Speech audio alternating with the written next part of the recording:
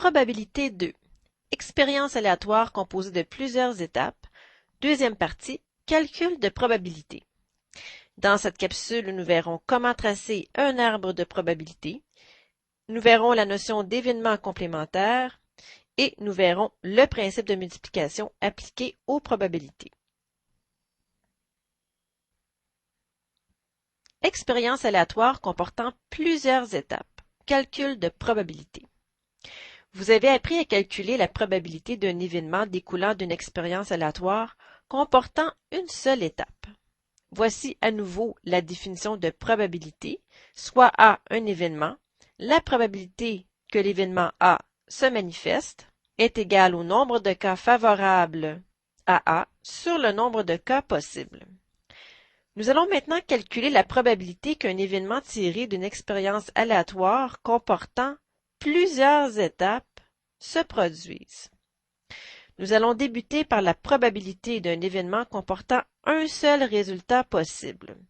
Voyons tout de suite un exemple d'une expérience aléatoire comportant plusieurs étapes. Voici l'exemple. On lance une pièce de monnaie 3 fois. Quelle est la probabilité d'obtenir 3 fois pile? Lorsqu'il n'y a pas beaucoup de résultats possibles, on dessine un arbre de probabilité, ce qui va nous aider à calculer la probabilité que notre événement se réalise. L'arbre de probabilité ressemble au diagramme en arbre. Les questions à se poser sont les mêmes. Combien d'étapes y a-t-il dans l'expérience aléatoire? Quelles sont ces étapes? Et est-ce que les répétitions sont permises? Donc, est-ce que le cas est avec remise ou sans remise? Donc, on lance notre pièce de monnaie 3 fois. Vous avez appris à dessiner le diagramme en arbre pour les expériences comportant plusieurs étapes. Ça ressemble à celui-ci. Donc, pour calculer la probabilité d'avoir 3 fois pile, eh bien, sur les branches du diagramme en arbre, on va inscrire la probabilité d'obtenir le résultat. Donc ici, quelle est la probabilité d'obtenir pile pour la première étape? Eh bien, on a une chance sur 2 d'obtenir pile et une chance sur 2 d'obtenir face. Ensuite, ici, si on a obtenu pile, quelle est la probabilité d'obtenir pile pour la deuxième étape? Vous lancez une pièce de monnaie, vous avez toujours une chance sur 2 d'obtenir pile et une chance sur 2 d'obtenir face. Et ici, quelle est la probabilité d'obtenir un pile? Pour la troisième étape, eh bien, vous avez encore une chance sur 2 d'obtenir pile et une chance sur 2 d'obtenir face. Donc, sur chacune des branches, on inscrit la probabilité qui est égale ici, dans ce cas particulier, à 1 sur 2 pour chacune des branches. Voilà. Donc, le diagramme en arbre devient un arbre de probabilité parce qu'on inscrit les probabilités sur chacune des branches. Et pour calculer la probabilité que l'événement se réalise, l'événement PPP, donc pile, pile, pile, eh bien, on va multiplier les probabilités se rattachant au chemin menant à PPP. Donc, une demi fois une demi fois une demi. Alors, c'est le principe de multiplication appliqué aux probabilités. Ça ressemble beaucoup à ce qu'on faisait pour trouver le nombre d'éléments de oméga. La différence ici, c'est qu'on inscrit dans chacune des boîtes la probabilité d'obtenir le résultat voulu. Donc, ici, on va écrire une demi fois une demi fois une demi, tout simplement. Une demi fois une demi fois une demi est égal à 1 huitième. On a donc une chance sur 8 d'obtenir le résultat pile, pile, pile.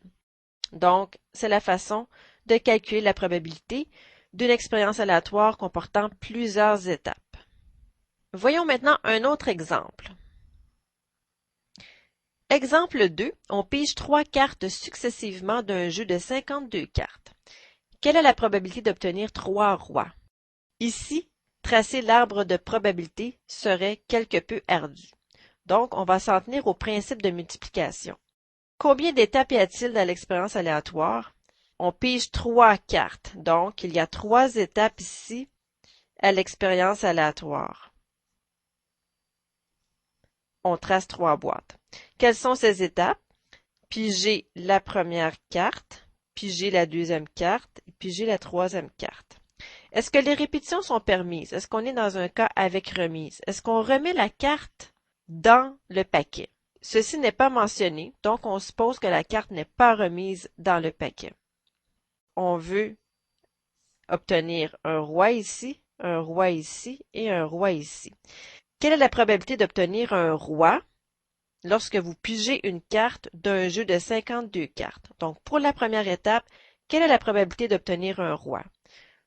On a nombre de cas favorables, 4 cas favorables, sur nombre de cas possibles, 52 cartes possibles. Donc, on applique ici notre définition de probabilité pour l'obtention du premier roi. 4 chances sur 52.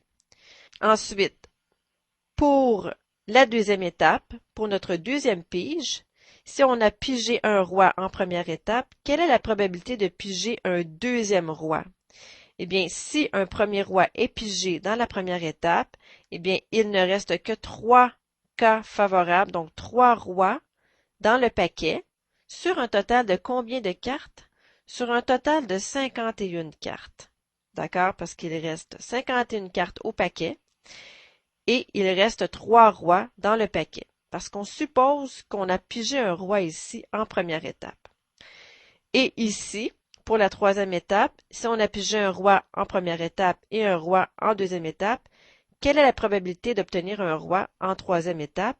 Eh bien, nombre de cas favorables. Combien de rois reste-t-il dans le paquet? Il reste 2 rois seulement, sur un total de combien de cartes? Sur 50 cartes. Voilà. Donc, on multiplie nos probabilités. 4 sur 52 fois 3 sur 51 fois 2 sur 50. Ceci nous donne combien? 24 sur 132 600. En simplifiant, on obtient une chance sur 5525. Voilà. Allons maintenant inscrire ces informations sur notre feuille résumée. Expérience aléatoire comportant plusieurs étapes. Pour trouver une probabilité, on construit l'arbre de probabilité. Par exemple, ici, urne contenant 3 boules bleues et 5 boules rouges. On tire successivement 3 boules sans remise. Ce qui nous donne, par exemple, pour la probabilité d'obtenir une boule rouge, une boule bleue et une boule rouge, eh bien, on va multiplier les probabilités inscrites sur chacune des branches qui nous mènent au résultat désiré. Donc ici 5 huitièmes fois 3 septièmes fois 2 tiers. Voilà. Je vous laisse transcrire ceci, mettez la vidéo en mode pause et je vous propose ensuite quelques exercices.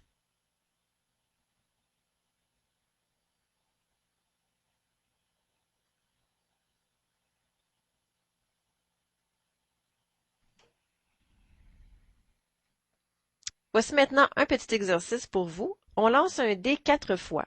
Quelle est la probabilité d'obtenir 4 6? Voici les questions à se poser. Je vous laisse essayer ceci. Mettez la vidéo en mode pause et je reviens ensuite avec la solution. Voici la solution de l'exercice 1. On lance un dé 4 fois. Quelle est la probabilité d'obtenir 4 6? On a 4 étapes. Le premier lancé, le deuxième lancé, le troisième lancé et le quatrième lancé. Est-ce que les répétitions sont permises? Eh bien oui, parce que même si vous avez obtenu par exemple un 2 au premier lancer, vous pouvez obtenir encore un 2 au deuxième lancer. On applique le principe de multiplication. Quelle est la probabilité d'obtenir un 6 pour la première étape? On a une chance sur 6 d'obtenir un 6 pour le premier lancer. Alors, appliquez toujours votre définition de probabilité, nombre de cas favorables sur nombre de cas possibles. Alors, une chance sur 6 d'obtenir un 6 au premier lancer, multiplié par quelle est la probabilité d'obtenir un 6 au deuxième lancer, encore une chance sur 6, multiplié par encore une chance sur 6 d'obtenir un 6 au troisième lancer, et encore une chance sur 6 d'obtenir un 6 au quatrième lancer. On multiplie le tout, ça nous donne une probabilité de 1 sur 1296. Voilà. Exercice 2. Une urne contient 10 boules numérotées de 1 à 10. On pige successivement 3 boules sans remise. Calculez la probabilité que les 3 boules tirées soient des nombres pairs. Je vous laisse faire ceci, mettez la vidéo en mode pause et je reviens ensuite avec la solution. Voici la solution de l'exercice 2. Nous avons 3 étapes à l'expérience aléatoire. Tirer la première boule, tirer la deuxième boule et tirer la troisième boule. Les répétitions ne sont pas permises. On applique notre principe de multiplication. Donc, pour la première étape, puisqu'il y a 10 boules au total et que nous avons 5 boules qui sont des nombres pairs dans l'urne, eh bien, la probabilité de piger une première boule qui est un nombre pair est de 5 sur 10. Ensuite, pour la deuxième pige, eh bien, puisque l'opération est effectuée sans remise, il ne reste que 9 boules dans l'urne et nous n'avons plus que 4 boules paires dans l'urne. Même principe pour la troisième étape. Puisqu'on a déjà pigé 2 boules, il ne nous reste que 8 boules présentes dans l'urne et il ne reste plus que 3 boules dont le nombre est pair dans l'urne. Donc, en multipliant le tout, ça nous donne 60 sur 720 et en simplifiant, 1/12.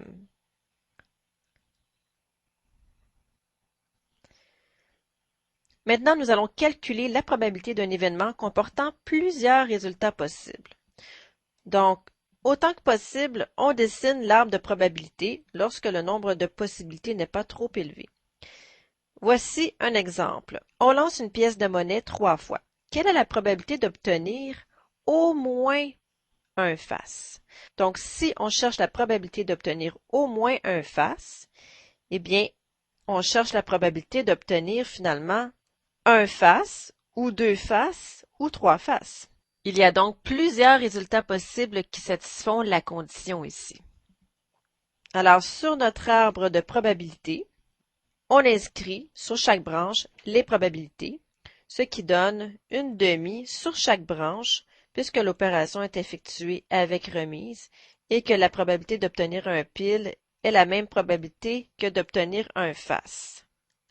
Donc, pour cet exemple, ceci ne change pas. Maintenant, ici, la probabilité d'obtenir au moins un face, comme il est indiqué ici, peut se traduire par la probabilité d'obtenir pile, pile, face, ou la probabilité d'obtenir pile, face, pile, ou pile, face, face, ou bien face, pile, pile, ou bien face, pile, face. Face, face, pile fonctionne également, et face, face, face fonctionne également.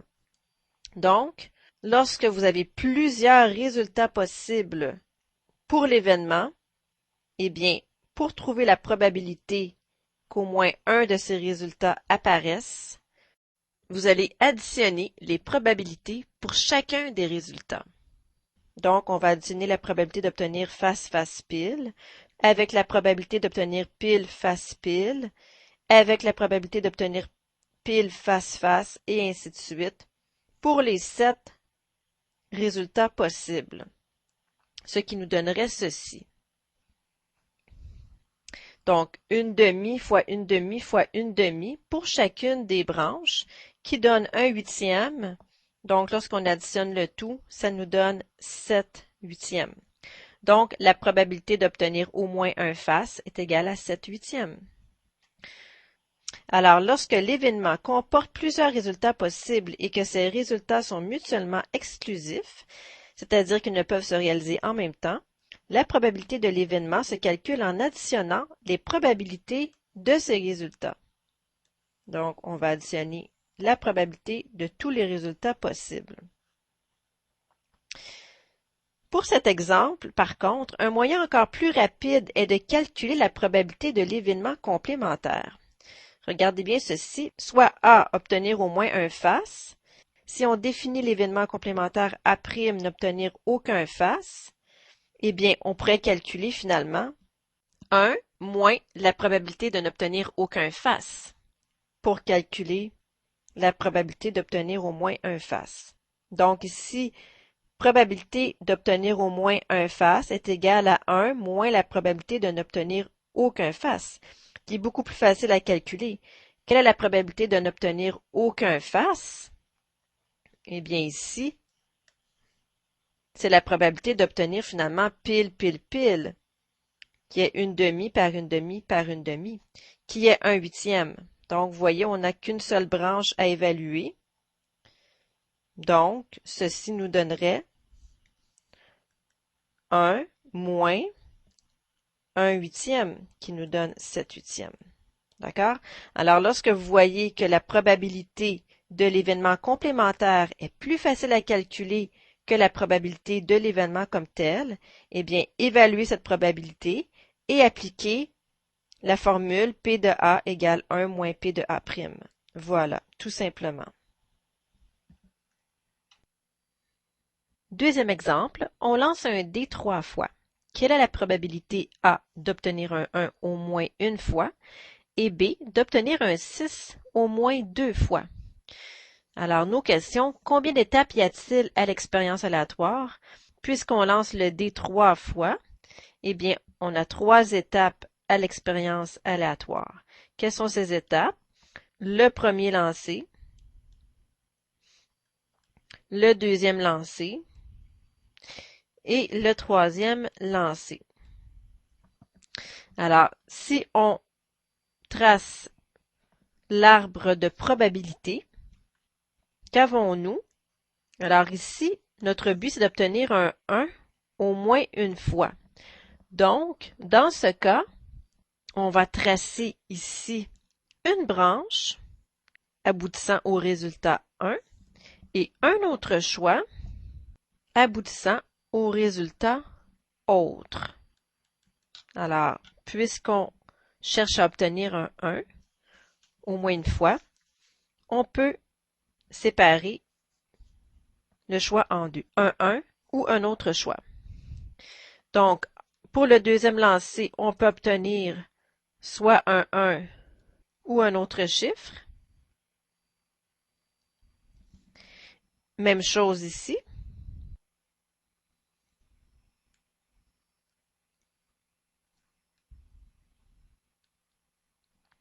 Et pour le troisième lancer, même chose. Donc, on peut obtenir ici soit un 1, soit un autre chiffre, et ainsi de suite. Voilà. Et quelles seraient les probabilités qu'on inscrirait sur les branches? Eh bien, la probabilité d'avoir un 1 est de 1 chance sur 6 et la probabilité d'avoir un autre chiffre est de 5 sur 6. Et c'est la même chose pour les autres branches. Alors maintenant, quelle est la probabilité d'obtenir un 1 au moins une fois? On pourrait obtenir quoi? 1, 1, 1 ou 1, 1 avec un autre chiffre, un autre 1 ou un autre autre ou autre 1, 1 ou autre 1 autre ou autre autre 1. Il y a donc 7 chemins ici qui nous amènent au résultat obtenir un 1 au moins une fois. Donc, comme mentionné dans l'exemple précédent, on pourrait additionner toutes ces probabilités, comme ceci. Voilà, donc on additionnerait toutes les probabilités. Cependant, il serait moins long de définir A' ici, qui serait de n'obtenir aucun 1. Et donc, P de A serait égal à 1 moins P de A'. Quelle est la probabilité de n'obtenir aucun 1, c'est-à-dire la probabilité d'obtenir autre, autre et autre? Eh bien, c'est 5 sixièmes fois 5 sixièmes fois 5 sixièmes. Donc, ceci devient tout simplement 1 moins 5 sixièmes fois 5 sixièmes fois 5 sixièmes, ce qui est beaucoup moins long à calculer que celle-ci. Ce qui donne ici 1 moins 125 216e, qui donne 91 216e. Voilà. Donc, dépendamment de la probabilité qu'on veut évaluer, on choisit si on veut additionner plusieurs probabilités ou s'il existe un chemin plus rapide en définissant l'événement complémentaire. Maintenant, quelle serait la probabilité d'obtenir un 6 au moins 2 fois? Eh bien, je vous laisse essayer ceci, mettez la vidéo en mode pause et je reviens ensuite avec la solution. Voici la solution. Donc, on a 3 étapes avec remise. Premier lancer, deuxième lancer, troisième lancer. On pouvait obtenir pour la première étape soit un 6 ou soit un autre chiffre. 1 sixième pour la probabilité d'obtenir un 6 et 5 sixièmes pour la probabilité d'obtenir un autre chiffre. Et ainsi de suite. Ce qui nous donne ici, pour la probabilité d'obtenir un 6 au moins 2 fois, la probabilité d'obtenir un 6, puis un autre chiffre, plus la probabilité d'obtenir un 6, un autre chiffre, puis un 6, plus la probabilité d'obtenir un autre chiffre, un 6, plus la probabilité d'obtenir un 6 et un 6. En additionnant le tout, on obtient, après avoir simplifié, 2 27e. Voilà.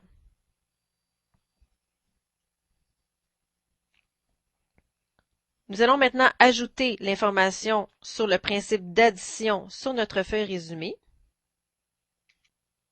Alors, sur notre feuille résumée, on peut ajouter, lorsque l'événement comporte plusieurs résultats possibles, on applique le principe d'addition. Par exemple ici, probabilité d'obtenir au moins 2 rouges est égale à la somme de ces probabilités.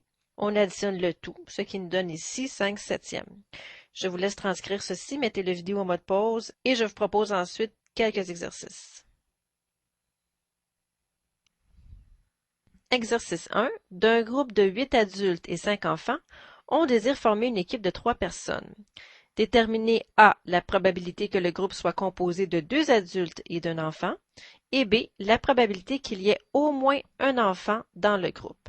Je vous laisse faire ceci, mettez la vidéo en mode pause et je reviens ensuite avec la solution.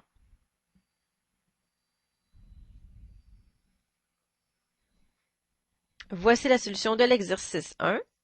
Soit A, le groupe est composé de 2 adultes et d'un enfant. Nous avons 3 étapes à l'expérience aléatoire. Et c'est une expérience aléatoire sans remise. Donc ici, la probabilité peut se calculer en faisant la somme de 3 probabilités différentes, ce qui nous amène à un résultat de 70 143e. Donc la probabilité que le groupe soit composé de 2 adultes et d'un enfant est de 70 143e. Maintenant, la probabilité qu'il y ait au moins un enfant dans le groupe. Au moins un enfant. Donc, il était plus facile ici de déterminer B', il n'y a aucun enfant dans le groupe, et de calculer P de B, qui est égal à 1 moins P de B'. P de B', c'est la probabilité d'avoir 3 adultes finalement, ce qui donne au bout du compte 115 143e. Voilà.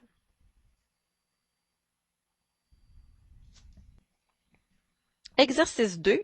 Une cible contient 5 secteurs ayant la même aire. Un nombre de points est inscrit sur chaque secteur. On lance 2 fléchettes sur la cible. Calculez la probabilité que la somme des points obtenus soit supérieure ou égale à 35 et la probabilité que la somme des points obtenus soit inférieure à 30. Je vous laisse faire ceci, mettez la vidéo en mode pause et je reviens ensuite avec la solution. Solution de l'exercice 2. Pour le A, on définit l'événement A. La somme obtenue est supérieure ou égale à 40. Voici l'arbre de probabilité. Puisque les aires étaient égales, les probabilités sont toujours de 1 chance sur 5 d'obtenir un nombre. Donc, la probabilité ici d'avoir une somme supérieure ou égale à 40 eh bien, il fallait choisir ici, parmi tous les résultats possibles, ceux dont la somme était supérieure ou égale à 40. À commencer ici par le choix 15-25 et ensuite 20-20, 20-25 et ainsi de suite. Donc, il fallait additionner les probabilités, ce qui donnait 6 fois un cinquième fois un cinquième, parce que les résultats sont équiprobables. Alors, la probabilité que la somme des points obtenus soit supérieure ou égale à 40 est de 6/25e. Voilà. Et pour le B, la probabilité que la somme des points obtenus soit inférieure ou égale à 45, eh bien, on observait ici, sur l'arbre de probabilité, qu'il n'y avait qu'un seul cas ici où la somme était supérieure à 45. C'était le cas où on obtenait un 25 suivi d'un 25. Donc, ici, il était plus facile de définir B', la somme obtenue est supérieure à 45, de calculer P de B', donc probabilité d'avoir un 25 avec un 25, qui donnait ici un 25e, ce qui nous donnait comme résultat 24/25e. Donc la probabilité que la somme des points obtenus soit inférieure ou égale à 45 est de 24/25e. Voilà. Ceci termine la capsule. Voici à nouveau le résumé. Sur ce, je vous souhaite un bon travail.